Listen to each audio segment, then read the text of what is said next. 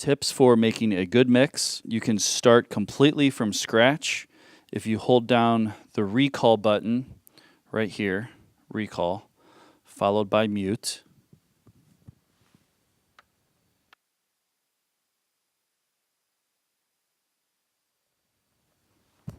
You can see that automatically brought this down. So you have to hold down recall and then press mute, and that'll set everything to 0 and you can start fresh. So to start, you'll want to make sure that you can hear yourself first at a comfortable level and then dial everyone else in. You want to have yourself, which is your voice or your instrument, loudest in your mix, but not so loud that it drowns out everything else.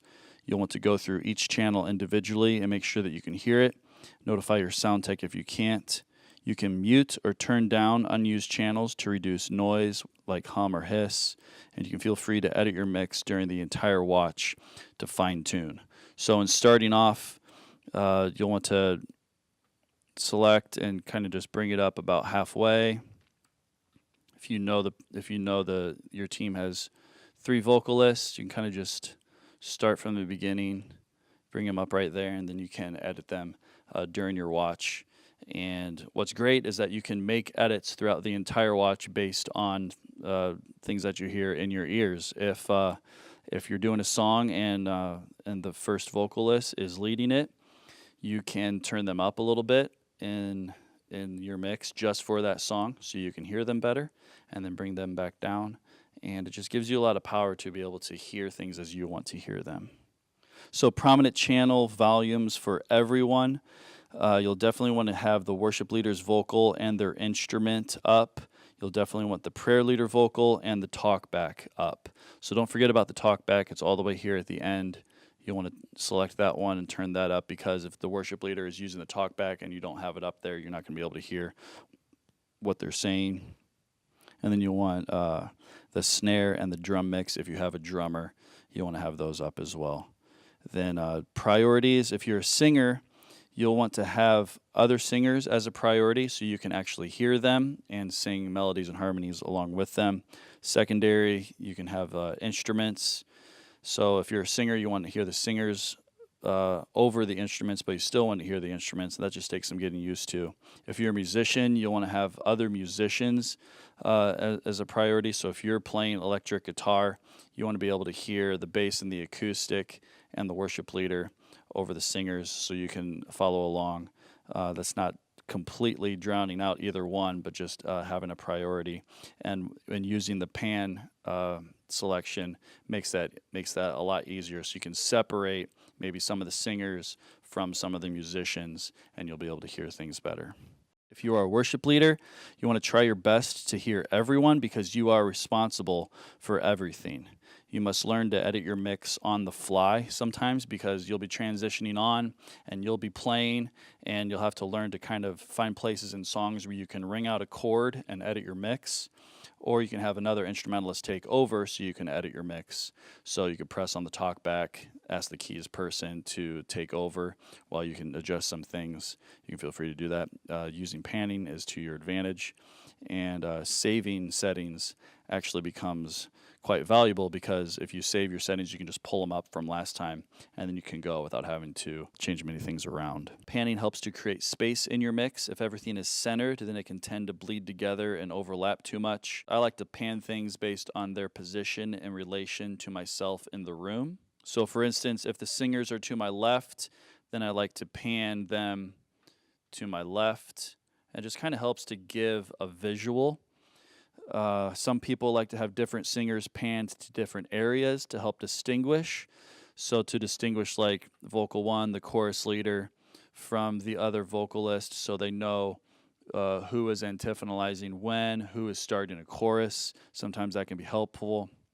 You can pan the talkback all the way to one side, and that is really, really helpful, because then it distinguishes between when the worship leader is speaking or singing through the vocal mic and when they're speaking in the talkback.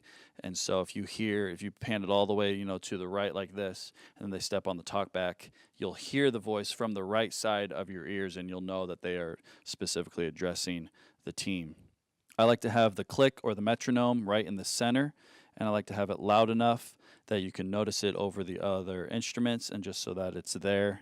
A good mix will allow everything to be heard, and if you're having trouble hearing something, try turning other things down before you turn other things up. It's always better to subtract than to add when it comes to audio. You could have all the channels blaring and then end up not really hearing anything at all. And so if something you're not able to hear something, go through and kind of turn other things down first before just jacking everything up, because then it could end up getting really, really loud and uncomfortable and hurting your ears. To save a mix, each channel button on the Aviom also serves as a memory location. So saving a mix allows instant recall for up to 16 mix scenes. So each one of these buttons is actually a bank for saving your scenes. When you're on a worship team, you'll be assigned a number for you to save your settings in. To save a mix, you'll hold both the recall and group buttons. Then while holding down the recall and group, you'll press one of the channel buttons where you want the mix to be saved. So I'll demonstrate how to do that. For instance, if we're going to save to channel 5, you'll hold down recall and group at the same time.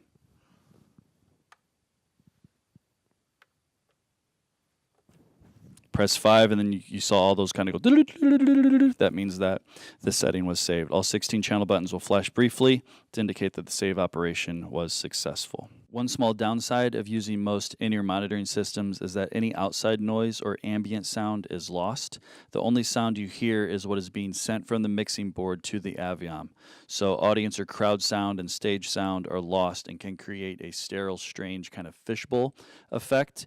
But to compensate for this, you never want to take out one bud and leave one in. It's actually very bad for your ears and brain. You see a lot of people doing that. But I would encourage you strongly to learn to use both of them. Adding reverb to the mix, which is in channel 14, helps to create a sense of space. Reverberation is the effect a room has on a sound, the actual prolongation of sound. It's not an echo, but it can help create some space so that it's not such a dry, sterile kind of sound. Another thing that throws people off is hearing their own voice in their ears. When we talk, naturally, we hear what our voice sounds like from inside our own head. When we use in-ears, you're also hearing it pumped directly into your ears from the mixing board. It does take some getting used to, but when you hear yourself well, you are then free to be more confident and sing more confidently. Headphones are provided at each station, or you can bring in your own iPod earbuds, Skull Candy, Beats, whatever. However, I do suggest that you invest in a good pair of in-ear monitors. In-ear monitors use different components and technology than just regular headphones. They provide enhanced sonic detail and frequency range, as well as canceling out any ambient noise. These can range anywhere from $15 to thousands based on, custom ear molds and things like that. If you are interested in getting some in-ear monitors, you can come talk to me and I can point you in a direction based on what you want to spend. The need and value of hearing each other is huge, especially playing on worship teams. Simply, you cannot play together well as a band if you cannot hear each other. Part of team ministry is actually listening to each other and learning to form one cohesive unit.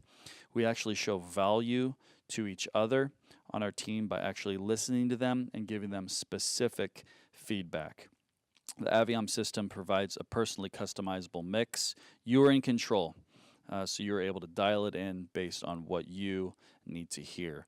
Limited stage noise by not using floor monitors or wedges means there's better sound in the room for everyone, and the sound technician is able to have more control over the sound. It just creates a better experience for everyone. So don't give up. There's definitely a learning curve, especially if you have never used anything like this before. Be patient, ask questions, learn from each other, and please let me or any of the prayer room staff know of any issues. We will do everything that we can to help and give you further teaching and training. So thank you for watching this video, and again, let us know if there's anything that you need. God bless.